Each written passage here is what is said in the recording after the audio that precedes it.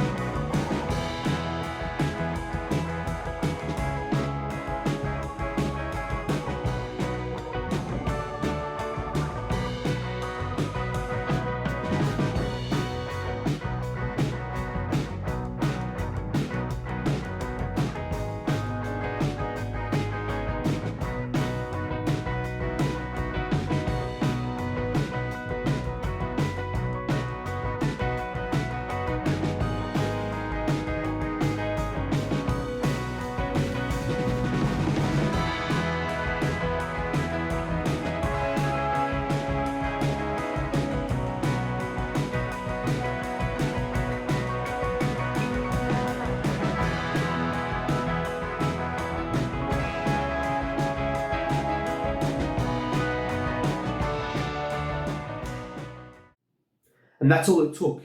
In under 90 minutes, I was able to prepare a beautiful green curry that lasts for half of the week. It still tastes good on the last day that I've prepared the meals. And if you do want the recipes, make sure you leave a comment down below and I'm more than happy to share it with you.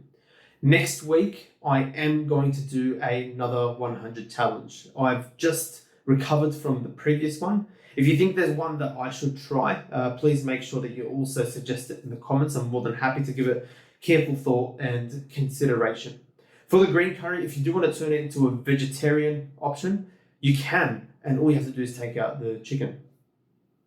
That's it for this week. I hope you enjoyed the cooking, and I'm looking forward to seeing you all next week for my next 100 challenge. Take care.